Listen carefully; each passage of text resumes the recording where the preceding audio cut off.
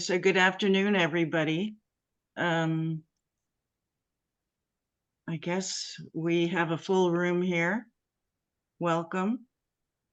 Emily, I don't know if you'd like to play the Maggie tape.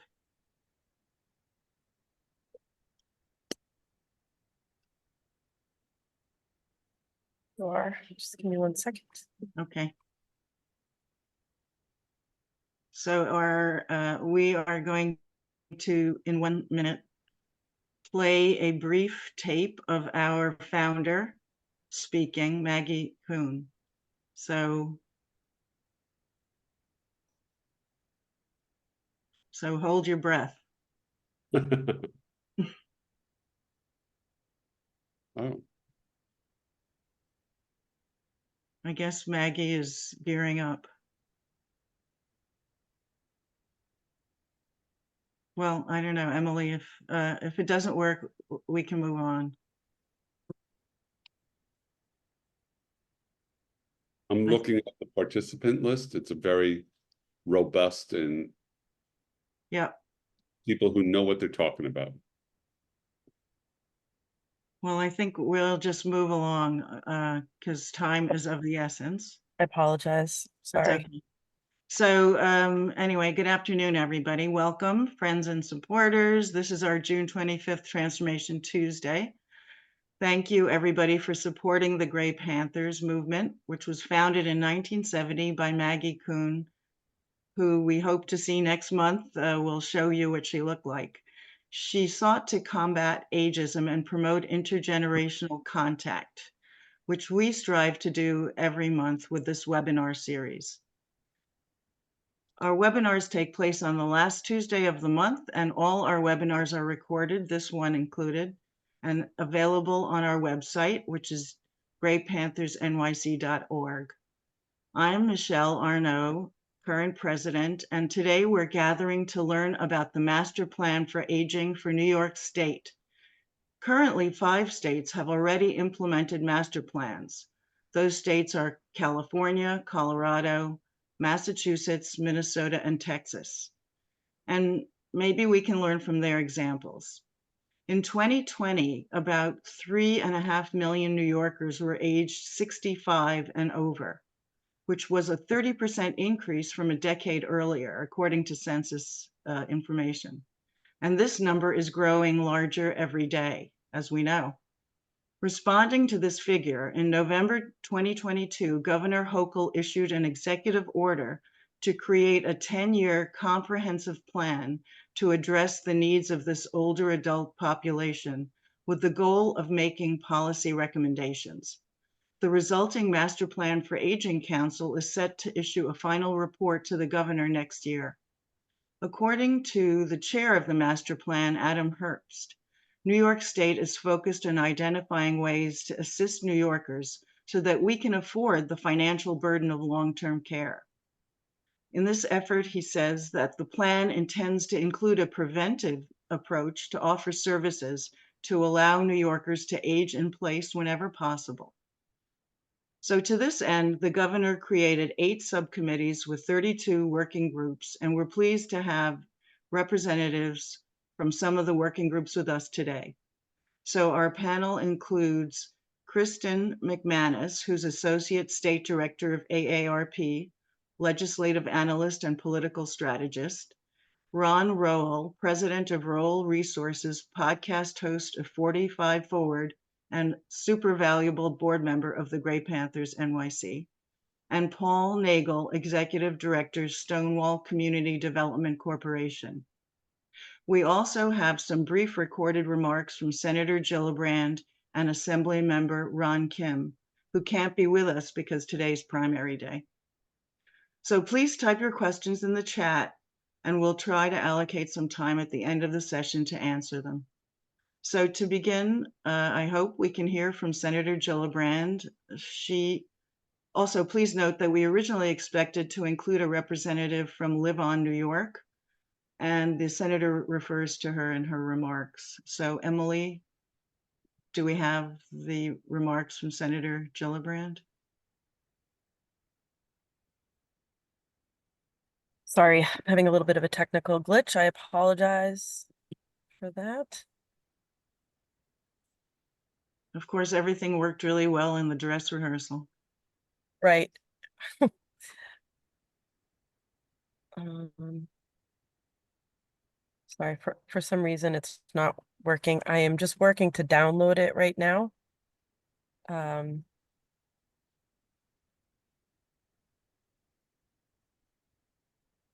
Okay. Do you, Could we just start with sure, okay, Kristen Kristen, first? would you like to start then, Kristen McManus?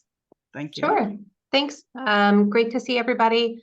I know I joined one of these meetings several months ago when the progress of the MPA was in its much earlier stages. Uh, so where we are now is that the subcommittees and work groups have completed their work and put forth all of their recommendations. My understanding is that in total, there's around 110 different recommendations. According to the executive order, in the next few weeks, the state would have to release a report that includes those recommendations. There's been some changes at DOH with the leadership of the MPA. I know, Michelle, in your remarks, you mentioned Adam Herbst, who has left the Department of Health. We've had meetings with the state where we've basically said, we'd rather get it right than rush this out. So I'm not sure if the report will actually come out on that timeline or if it will be a little bit delayed, just to make sure that we're doing all of our due diligence and making sure that this is the strongest report possible. Again, I'm just a member of the subcommittees and the work groups and not directing any of this work at the state level. But I did oversee all of the work that AARP did on the subcommittees and the work groups. So I have a little bit of an idea of what all the subcommittees and work groups put forth, but I can speak in depth to the work that I did in the subcommittees that I was a part of. So I was part of the financial security subcommittee, and one of those work groups was around long-term care financing. So we came up with a recommendation to put together an actuarial study on whether or not the state and how the state could put forth a plan to offer long-term care to New York State residents. There's a similar model that's currently in place in Washington State. It's called Washington Cares. AARP was involved in the passage of that. New York is obviously a very, very different state from Washington. We have different population sizes, different challenges. So these were all things that we were considering in what the actuarial report should evaluate. This work group also put forth a plan to help people with retirement savings and retirement planning, coming up with different curriculum and resources for people to access to be able to help them better plan for their retirement and their financial future. One of the other work groups that I was on related to financial security was around benefits utilization and access. So there was an overall recommendation that it just needs to be easier for people to access benefits, apply for benefits, be recertified for benefits, and know which benefits they qualify for. One of the things that we know is that if you're eligible for one benefit like SNAP, say, which is assistance with nutrition and buying food, you're likely eligible for many other benefit programs like HEAP, which helps with your heating bills. So it should just be easier for people to be getting all of the benefits that they're eligible for without having to jump through a lot of hoops. So many of these recommendations were around streamlining access to these benefits, but we also put forth specific recommendations on benefits like EPIC, which is the Elderly Pharmaceutical Insurance Coverage Program. I'm sure many of you are familiar. It's a Medicare Part D wraparound that helps people pay for their prescription drugs.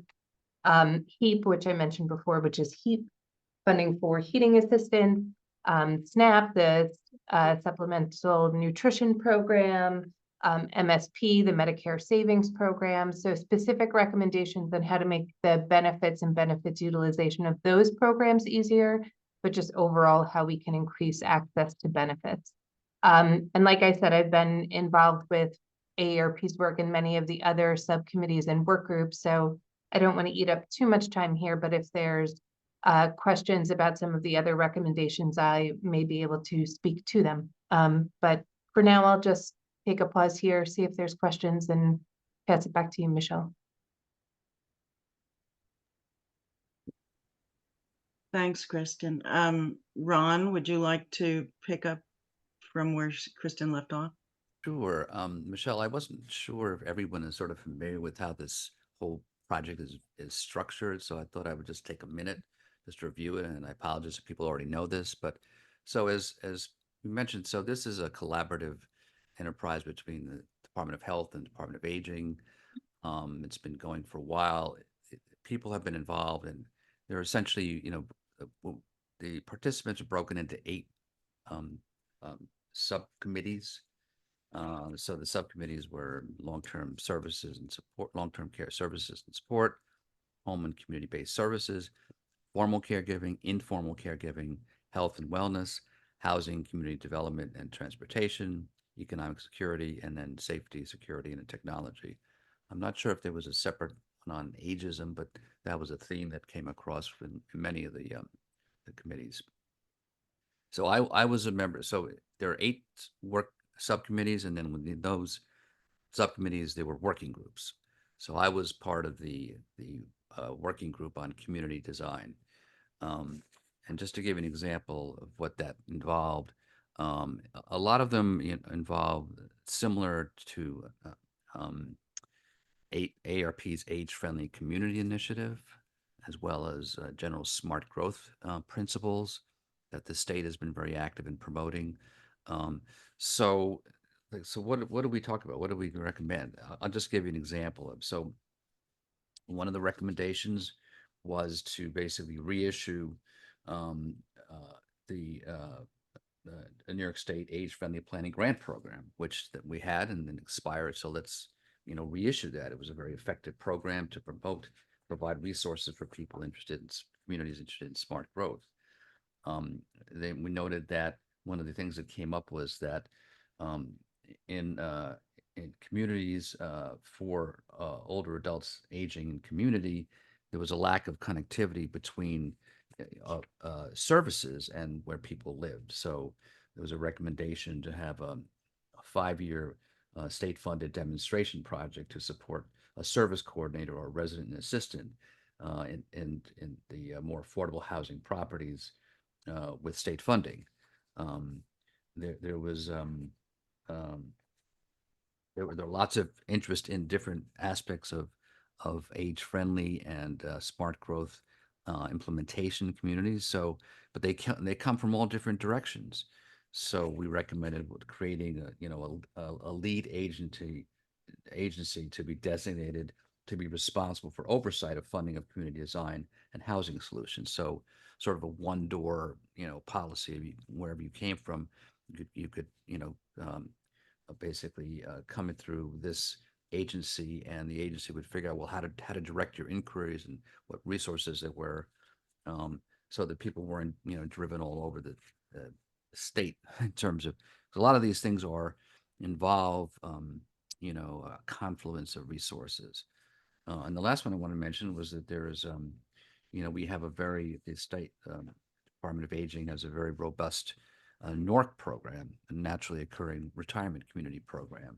So it's been very effective. It's very cost effective. It costs hundreds of dollars a year to support one person in a NORC, which is much more effective and cost efficient than a lot of other approaches. So we said, well, let's expand this program. It works. Initially, it was designed for dense communities, mainly in the urban areas of apartment buildings where there was a sufficient density of older people. But now there are a lot of rural NORCs, neighborhood NORCs. There are NORCs upstate, and so, we said, well, let's keep doing what's working and expand on what's working rather than do new programs. So these are some examples of, I wanted to just give some specifics about, well, what exactly did you recommend? So these were our recommendations, which ones the state will lift up. Initially, we're not sure yet. I mean, it's going to be kind of what I understand, kind of a rolling process. Um, we've been told that, as these recommendations get processed, they're not going to wait and say, well, we're not going to do anything until the whole report is final. And the idea is to really implement things, good ideas on a rolling basis as they make sense, and not hold on to them and wait for it to be, for them to sit in a report on the shelf. So and they so our working groups, my community design working group, we finished meeting. In addition to these recommendations, then we gave a list of, and each of these was sort of mapped out, and we kind of explained why we're recommending it, who we think would be affected and benefit from it. Um, and we were advised to make them, use the SMART principles, specific, manageable, basically very pragmatic and action oriented recommendations. So that was our thinking. And uh, I don't, as I said, I'm not sure how many of them the state's going to process them, and I guess prioritize them. Um, and at the end, we also, in addition to sort of in-depth recommendations, then we had a list of things like, okay, we didn't have time to really go into these, but we want these to be considered. So it's I think a very intentional, disciplined process. As Kristen meant, or Marshall mentioned, it's a 10-year plan, so it's going to change every year. Um, and of course, one of the issues that came up a lot, which is always an issue, is money. Um, a lot of these things require some funding, so it's going to require some continuous kind of um, focus on, you know, basically looking at things that are effective and cost effective, that can justify each year being implemented and put in the state budget. Um, so I'll stop there, Michelle. If people have questions, I'm happy to answer them. But we can. There are other things I can talk about, but I want to wait and give our other participants a chance to really talk about their perspective. And Ron, the committee you were on, it met every week or every month for a long time. Yeah, well, I think we were meeting every week, and then I think we then met bi-weekly. But yeah, it did involve a lot of effort, and the committee chairs were really diligent, and people forget how many people were on the committee, but it did require a certain level of commitment, and um, I think that, and I was impressed by the level of interest and passion people had for supporting our aging population. And basically the principle is, as you mentioned, I'm on the board of Gray Panthers as well as ARP, and in both of them, I'm very active in ARP's age-friendly community initiative, and so we were really focused on, well, we didn't even use the term aging in place. We used the term aging in community, stressing that that's how we age. We don't age just in our houses, and not only do we age in community, but we age all together. So what things are not only good for older people, but in providing these kinds of services, how does it help younger generations? We're not trying to silo or make create competition between the generations. We feel that these are very sound recommendations that help all of us. I also want to add that in August, we're going to have somebody from NORC on our webinar. So that's the naturally occurring retirement community. So a lot of the ideas and the information that was gathered was the result of town halls that were held around the city and the state. And I attended one recently that was held at Stonewall, which is where Paul Nagel comes in. Paul, are you able to unmute? Uh-oh. Paul, you're muted. There we go. Oh, there you go. Thanks. So if you want to talk about your role and how the town hall went. Thanks. Sure. First, I think it's great to see so many people here today and engaging in this. It's awesome. So I am the executive director of Stonewall Community Development Corporation. Our mission is to see LGBTQ older adults in safe, welcoming housing they can afford with access to health and mental health services that meet their unique needs. That being said, we try to create protocols and strategies that can serve any community, but we are often placed in the position of noting how we've been left out of things. Really applaud the state for creating a master plan for aging and hope that it ends up addressing the very real approaching crisis that's surfacing as the over 65 population grows exponentially with baby boomers aging in. So from 2010 to 2040, the over 65 population in New York City is projected to grow by 40% from 1 million to 1.4 million, which means also the dependency ratio, meaning the number of citizens who are providing care and the percentage needing care is going to flip. This is at the same time that the long-term care system's collapsing as workers abandon the industry in droves because of low wages, and the actual actuarial numbers upon which the system was based prove inadequate. For those who can afford long-term care insurance, they are now being subjected to lifetime caps, which often make living past 80 years old insupportable. At Stonewall CDC, we don't really believe the government's ever going to be able to respond adequately to the housing and healthcare crisis because of its dependence on for-profit developers and vendors who fundamentally don't want low-income solutions. For LGBTQ older adults who in this cohort at least do not have children, the challenges are particularly acute. Our credo is that the solutions will need to come from the affected communities. So what do we have to work with an LGBTQ older adult community with a shared lived experience of fighting oppression? We have a history of building networks of care and support, as we did during the AIDS crisis. We have creativity, resilience, and a whole lot of baby boomers with appreciated real estate assets, no one to take care of them and no one to inherit their assets. And that is the foundation of the innovation that we're seeking as we attempt to address these problems. If you want to know more about that, I encourage you to go to our website, which is stonewallcdc.org. That's CDC for Community Development Corporation. So I was not on any of the committees, but for some reason, the New York State Office for Aging reached out to me to host a town hall. So this put me in my familiar and comfortable position of gadfly. So we put up a page on our website about the event and culled a short list of recommendations that were left there. People who went to the website could actually look at the plan report, which is a bit inscrutable, I think, for the public. So that was our first recommendation. At 71 pages, it's not presented intuitively.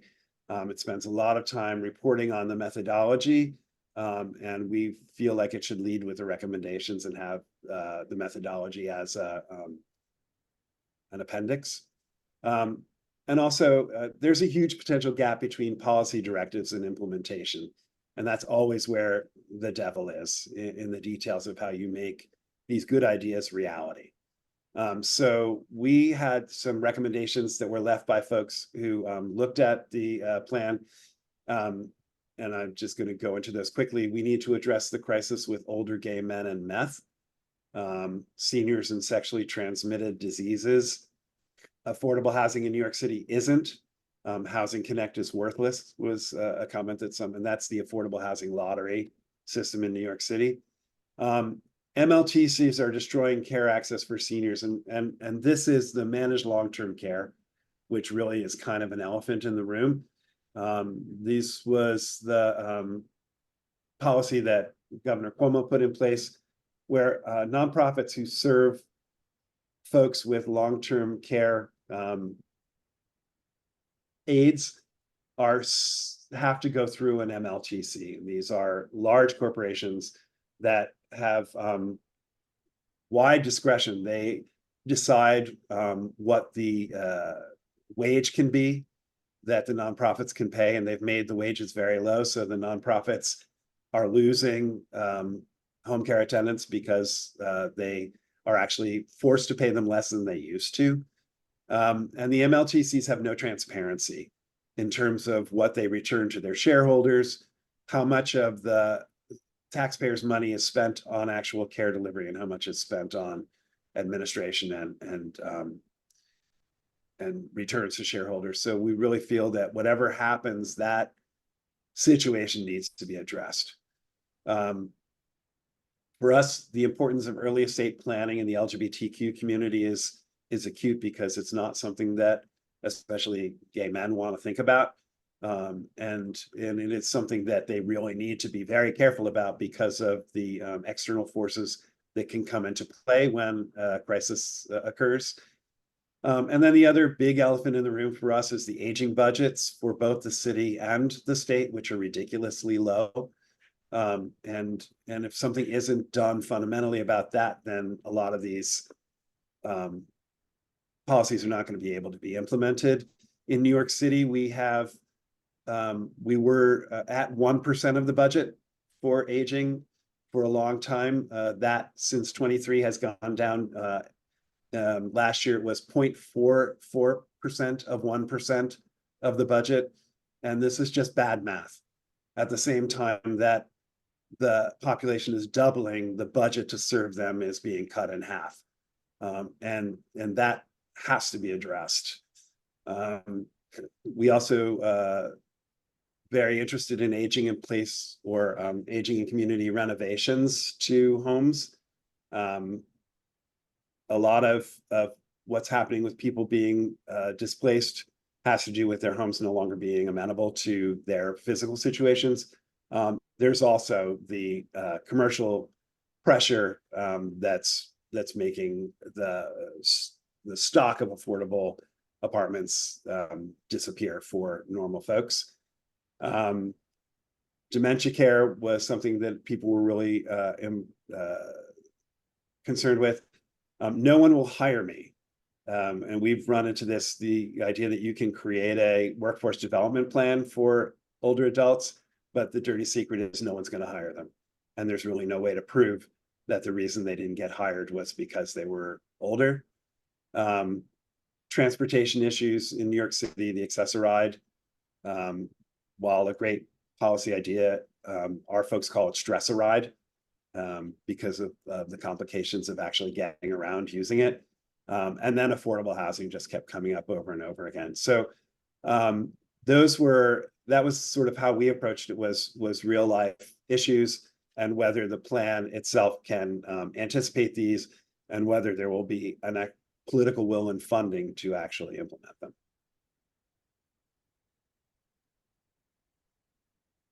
Thank you. That's very overwhelming to consider all of the challenges that the plan promises to help. I don't know if Kristen or Ron, you have any reactions or anything from the work you did. I was on some of the meetings of the master plan, and a very big issue was implementation and also nimbleness. Like, what will happen if the plan has to change for whatever reason, a pandemic or some sort of thing happens to us, and then how quickly can the plan accommodate something that we don't anticipate right now? So there are a lot of questions about the master plan. Yeah, I Yes. just, Oh, go ahead, Ron. yeah, I just want to add something quickly, Michelle, which is a few of us have mentioned the issue of funding money. Are we going to put money into these proposals that require funding? And in a broader sense, we had a lot of talk about, just an attitude toward our older population, which is, I think there still is what I consider kind of an ageist approach, which is, well, these folks just cost us money, as opposed to investing in older people in terms of what they contribute to our society. And they contribute a lot. So AARP has a longevity economy report, very extensive, very good report about just what is the contribution of people 50 and older in terms of not only things like volunteerism, community service, but actual dollars in terms of, contributions to taxes, contributions to work, because we're all including me, are all working longer, past traditional retirement ages.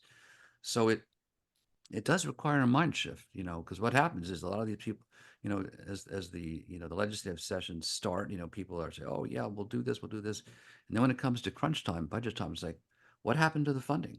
You know, there is some funding, but it is substantially less than what we really need uh, to basically not only support our older folks, but basically support our state overall, our population. I mean, that's what, if we invest in people, they will be productive longer. We will help keep them out of nursing homes, which is what everyone's trying to avoid.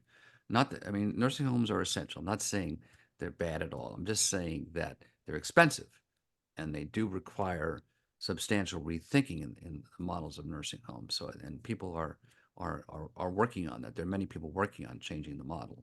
But in the meantime, we need to make the facilities and the institutions we have better and more efficient. And it does require, you know, an investment mentality as opposed to, well, this is just going to add more cost. So that you know was you know, a substantial part of our conversation, not just protecting folks against ageism, but basically understanding the value of older people. Yeah, and Michelle, if you don't mind, I'll just add a little bit to what Ron said. I mean, I think it's one of the frustrations that we have in this area of advocacy, you know, when we talk about programs for children, nobody asks how are children contributing to the economy. It's just understood that you give an investment in children. And I'm not in any way saying that we shouldn't. It just seems as though children are an investment, older adults are an expense. And it's frustrating that we have to point to things like the longevity economy and the volunteering contributions to prove that these are worthwhile expenditures for the state to take on. And I think that is also one of the challenges in this master plan for aging, is this is supposed to be a long-term overarching goal to better the lives of people as they age in New York State and make New York State a place where people can and thrive as they age. But there are immediate needs that need to be addressed before we reach that kind of utopic vision of what aging should be. And I'm not sure if the master plan on aging is able to address those immediate needs. For one, because it's going to be several years before we even have this plan out and implemented. And we know there are people who need meals delivered to their home today, that there's not enough funding to get them the meals. And just because somebody can't get a meal shouldn't stop us from achieving this broader vision. And I mention that also because I see some of these questions in the chat on how to influence our elected officials to provide more funding for a lot of these really important programs. And I'll say it's always worthwhile to reach out to your own elected officials and let them know that you, as a constituent and a voter, have a really vested interest in this. But the budget kind of begins and ends with the governor. So it's great that the governor has put forth this commitment to improving the lives of older adults through the master plan on aging. But we have to make sure that that commitment is present in all policy decisions every single day from now until the master plan is implemented and as the master plan is, you know, in effect. We can't really say that we're a state that supports the aging of older adults if older adults are languishing in their homes or they have to go into long-term care facilities because they can't stay at home because they don't have like just a little bit of help that they need to be able to live where they want to be. So I think this is, you know, just a really crucial point here, is that it's great that the governor has made this commitment, but we have to keep her and her office on task to know that this commitment cannot just apply to the plan. It has to apply to every single aspect of the state that touches lives of older adults. Thank you. You're absolutely right. And speaking of elected officials, I think maybe, Emily, can we play the recordings that we received? Yep, I'll play them now. Thanks. So first will be Senator Gillibrand.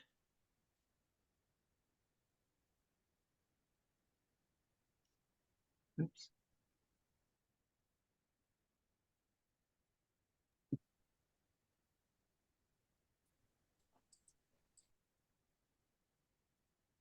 Emily, can you unmute? Yeah, we can't hear her.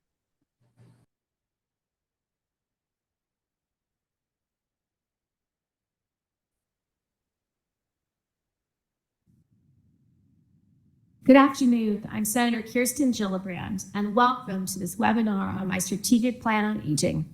I want to acknowledge the extraordinary work of Gray Panthers New York City, its president, Michelle Arno, and the great panelists speaking today, Christy McManus of AARP New York, Ron Roel, board member of Gray Panthers New York City, and Allison Nickerson, executive director of Live On New York.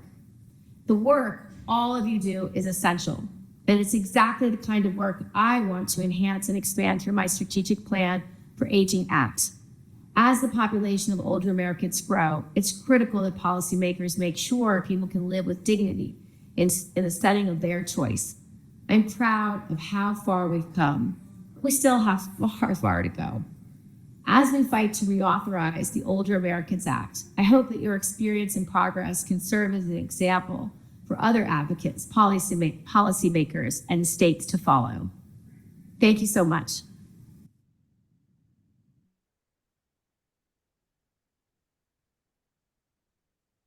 And we have Ron Kim as well. Emily, do we have that? Yes, I'm pulling it up right now. Thanks.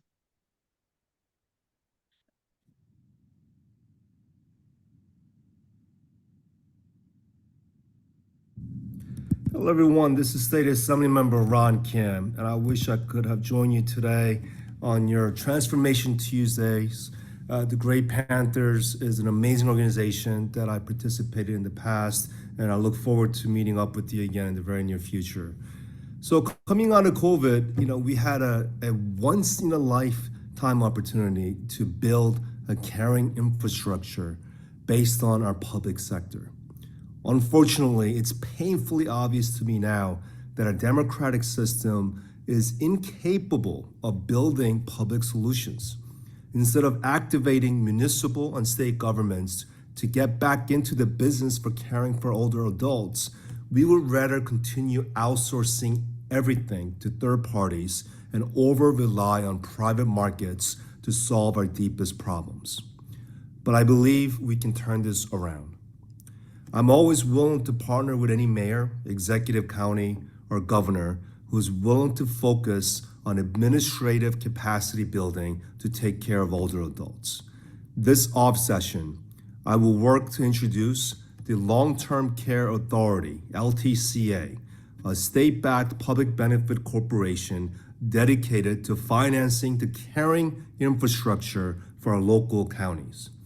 Just like how we finance bridges and tunnels, I believe with the right political leadership, we can lead the nation with the public-private model that would pay for a caring infrastructure. Now, the master plan on aging should be a starting point for focusing on the necessary administrative capacity building to meet the needs of our growing older communities. I believe the executive office will release their plan sometime this summer, maybe in July, and I look forward to reviewing what the final product looks like. But it's also very clear, based on many feedbacks from organizations and community leaders, that the plan fell short on fulfilling all the needs of the older adults in the state of New York. If there is a shortfall, I believe there's legislative ways to extend the plan to make sure that there's more time to get the feedback and produce a paper, a real master plan that speaks to the needs of every older adult in New York. I'm also working with our internal staff to have an oversight hearing on the executive's master plan on what that process looked like and how did they come to the outcomes that they're proposing. And I look forward to that hearing sometime this fall. But we're just getting started. I think there's still plenty of opportunities for us to stay engaged and really push the right levels to make sure that we get the right public solutions to build the public capacity to help older adults. Thank you all.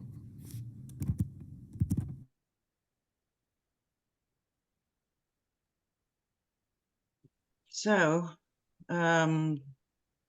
we can now answer some of the questions in the chat. Let's see. Okay, there's some remarks here. Talk is cheap. Okay. Some people want to know where they can find on the Stonewall website where people reacted to the town hall. Yeah, I actually put the link. Oh, on okay, sorry. I haven't read everything. Okay. So everyone can reach out to Ron Kim and Kirsten Gillibrand. We've heard from them and they've made this commitment. I think, are there any more town halls coming up? Does anyone know? Sorry, Jack, were you saying something? Yeah, I wanted to, on the issue that someone had raised about not only how to contact, but how to get your voice heard. And Kirsten had also mentioned that.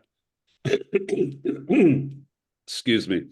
But AARP is the best at mobilizing people, and we should always take their example on how to mobilize and how to get voices out there.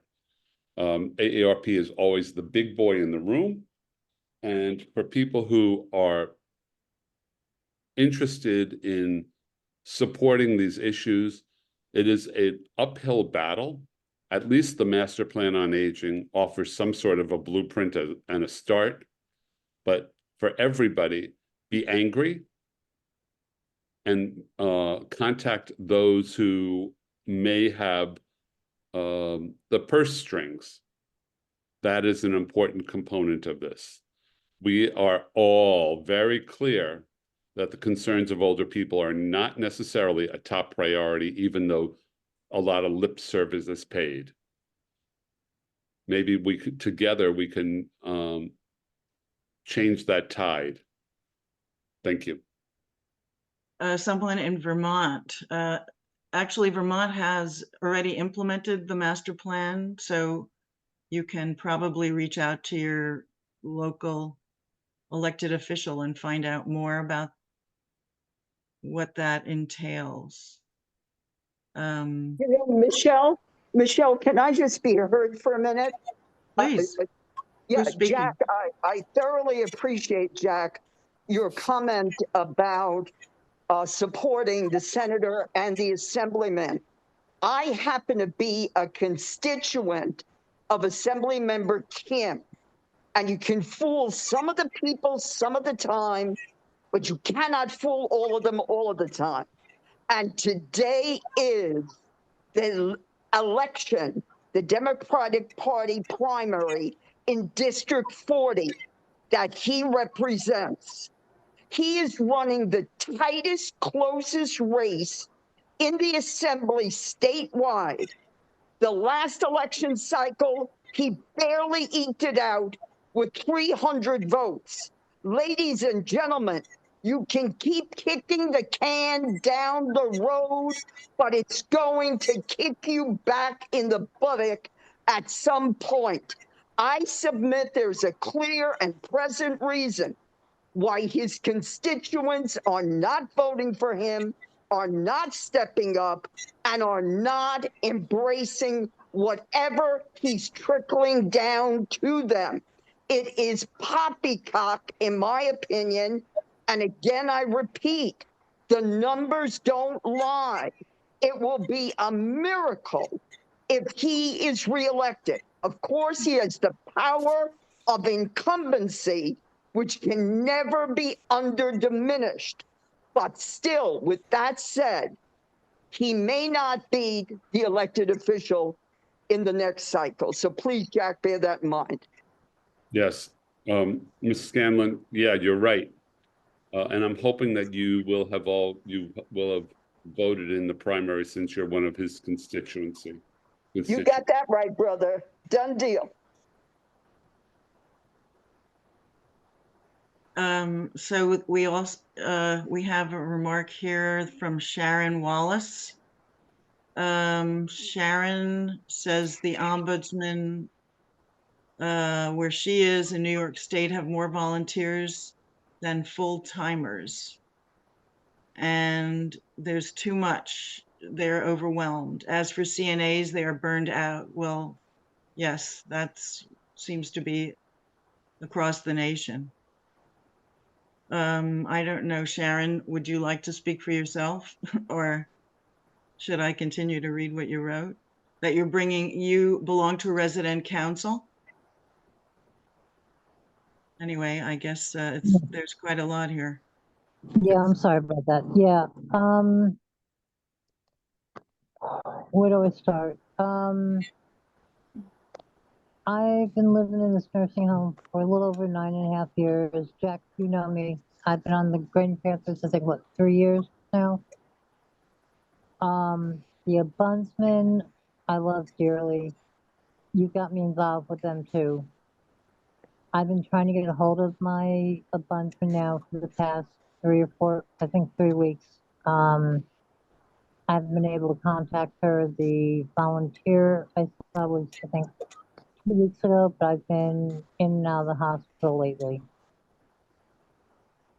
It's been ridiculous. They have been running around like chickens without their heads. They don't know what to do anymore. And the CNAs also. Yesterday, I had my call bell ringing 5 or 6 times just to get cleaned up. Yeah. And I had one CNA tell me, "Oh, I was never told." And I went, "I myself told you 3 times. Yeah.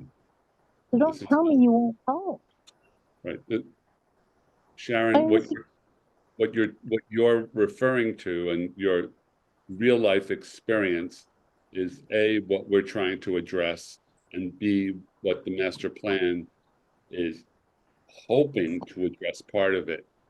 And when you were talking about accessibility of long-term care ombudsman, that has been, again, an uphill battle for funding for those programs, not only in New York, but nationally. And there is enormous resistance to that. Don't understand it. Just don't understand. And the whole long-term care system, which Paul and Kristen clearly said that it needs to be transformed, and which is part of what Gray Panthers is working towards. That's why, at a minimum, each individual plus their family members and other allies need to be not so much more vocal, but more powerful. It is a hard road, and with minimum results, the master plan on aging might offer some sort of a solution. But my concern about the master plan is financing of it on a sustainable basis for a long time. Well, we all hope that the master plan will be implemented in our lifetime. So I think that's part of it. Michelle, could I just add on to what Jack was saying a little bit, just Please. about, yeah, so at AARP, and Kristen may want to chip in too, we've been a strong advocate of greater funding for the Ombudsman program, because what happened was that COVID basically knocked out many ombudsmen. Who, well, first they couldn't get into these facilities, and then a lot of them quit. So, to Jack's point, a lot of the volunteer ombudsmen just never came back, once COVID hit. So, we've been advocating strongly for more paid staff, paid ombudsmen, and more training. And in fact, we've gotten involved recently at ARP with trying to create programs in my area on Long Island to connect with actually university students who, as a result of conferences we've had on caregiving, have expressed interest in getting trained to be ombudsman. So these are these are younger folks who are in their 20s who are interested in this field, and we should encourage them and provide resources for them, because this, again, it's not, this whole thing is not just about older people. It's about younger and older people, and of course that's part of the Great Panthers mission too, joining younger and older folks. So, but it is a problem. We don't have enough funding for these programs. We need to have more paid ombudsmen because it's just too difficult to bring back the volunteers. Yeah, Ron, if I could, Michelle, if it's okay, Go if I ahead. could. Yeah, so Ron, thank you for bringing that up because we're, actively involved in that process with Ron and AARP with the Hofstra University. And if that is a successful program, if we really get it off the ground, we're hoping to have that experience extend to other universities throughout Long Island. So keeping our fingers crossed on that. But I just wanted to take a moment. First of all, Kristen and Ron and Paul, thank you so much for the tremendous work you do. And of course, Michelle and Jack and everyone at Great Panthers. I don't know where we'd be without all of you. But my question is really about the next steps. After you and any one of the three of you may know, now that you are providing this, offering these suggestions, what is the actual next step here? Who is going to be making the decisions about and prioritizing which of those recommendations move forward? What does that look like? Is it the committees of the aging and, the Senate aging and the Assembly aging committees, or is it the governor or Department of Health and Department of Aging? How is this working? Yeah. Carol, great, Oh, I'm sorry, Jack. just great question, Carol. Yeah, absolutely a great question. So as I said earlier, there's about 110 different recommendations that were made by the work groups and the subcommittees. Now I think it's really up to the state agencies to evaluate the recommendations and come up with plans for implementation. Some of it may involve the legislature, some of it may need an act of the legislature to be enacted. But so far, the legislature has been pretty apt and not saying that the legislature has not been involved. They have not been invited to participate. It's really been between the state agencies and the various advocates and other groups that they invited to contribute to the plan. So I think that's where we are now. It's the governor and her agency staff that's evaluating the recommendations, and then we'll chart the course forward. I'd also like to make a comment.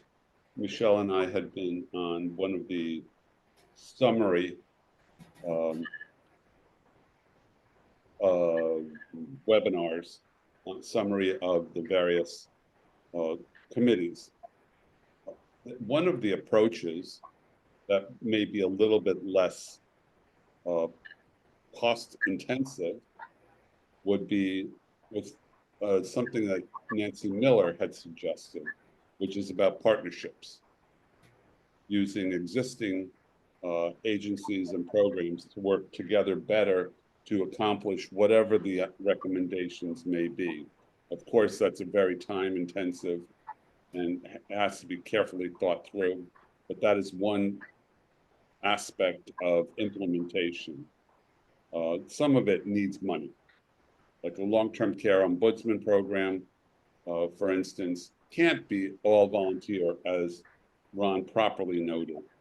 And yet, in the New York State legislature, there's been legislation to fund it. I think it's like $10 million, a drop in the bucket. Nobody was interested. So honestly, who do these people really think they are? Do they really care about their own selves or their parents and grandparents? I'm not so sure. Can I jump in? Paul, please go ahead. You've been trying. So, I mean, I as an activist, I really feel like part of what needs to happen here is for everyone who's interested in seeing implementation to look to the field and see where partnerships might already exist or initiatives are already churning along. We're addressing the long-term care by creating a process where we'll train LGBTQ millennials who have no career path to become awesome home care attendants for LGBTQ older adults.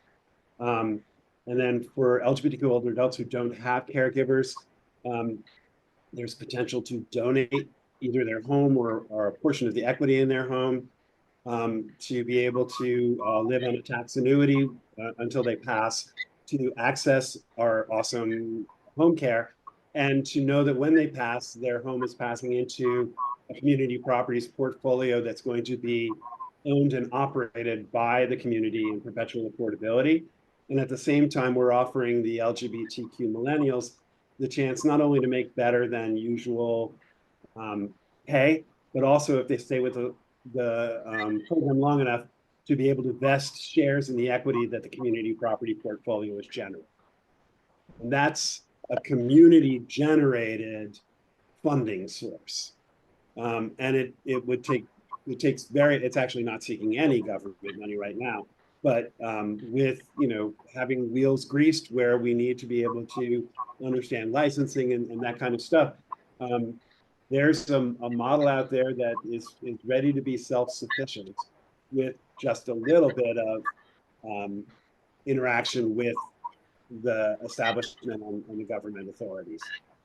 And I hope that as people look towards implementation, they look to new ideas that haven't necessarily been generated by the government.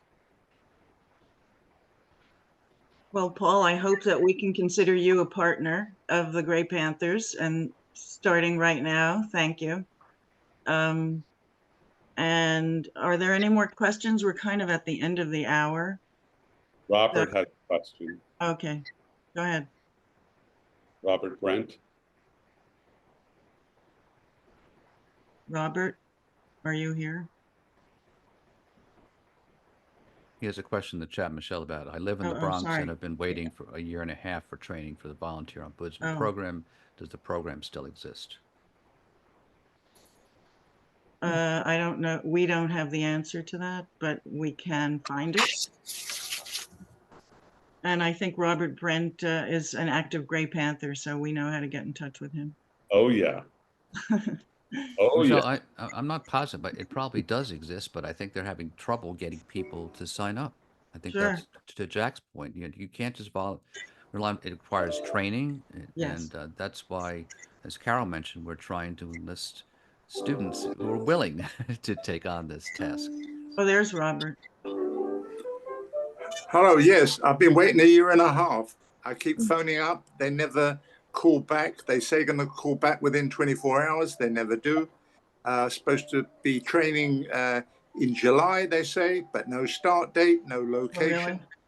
Oh, really? As I say, does it really exist? Sounds like a funding problem.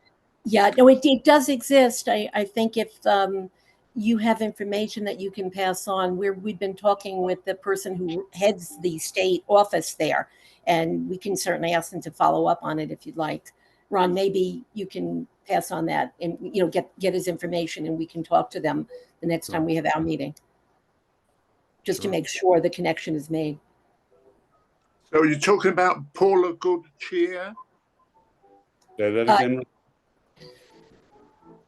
She's the one who's supposed to be running the program and getting back to me, but never does. Okay. No, it's not her. Maybe that's the one in New York City, but I'm talking about the person who oversees it in the state. Ron, do you recall? I'm just blanking. Claudette. Claudette is the first name. Royal? Yes. Claudette Thank Royal. you. Mm-hmm. Yeah, she runs the state program, and we can certainly reach out to her. Yeah, we can try to help you. Thank you very much. So, all right. Well, thank you, everybody. Michelle, I'm sorry. Yeah, This go ahead. You want to say 30 something? seconds. Yeah. So Ron Kim's correlate on the state Senate side is Cordell Clare. She's the chair of the Aging Committee on the Senate side. So people should also, look to her, for leadership on these issues. And the last thing I wanted to say really quick was I am a fairly recent board member joining the board of the Gray Panthers. And I just want to really give a shout out to you and Jack and the others there who've been on this course for quite a while. And as part of today is Transformation Tuesday programs, if people go on the website, graypanthersnyc.org, you can listen to a lot of the programs, and there's terrific information. I know talk can be cheap, but this talk is not so cheap. It's really terrific. Thanks. But it's free. It is cheap. Well, it's So- free, but it's valuable, free and Okay. valuable. Thanks for the shout out. So next month, July 30th, we're going to meet again when we're going to introduce you to some outstanding young professionals who are entering this field. So maybe now, Emily, can we see our fearless leader, Maggie? Sure. Okay, thanks. Anyway. And thank you to have everybody. a seat. Okay. I know I was on a Gray Panthers Zoom, which is, I think, still just finishing up.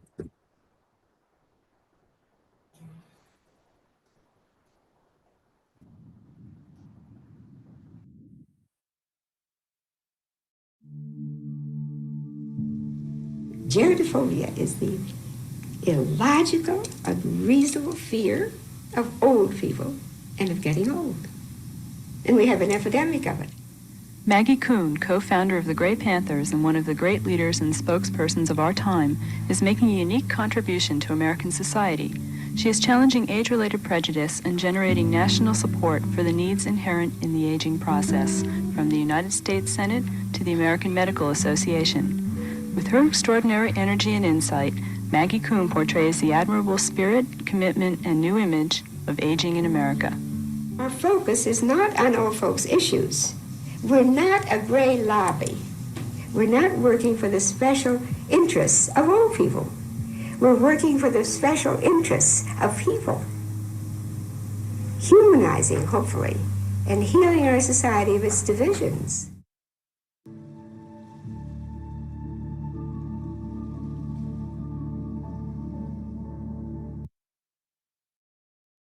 So let's gather together and see what we can do as a group and follow Maggie's lead.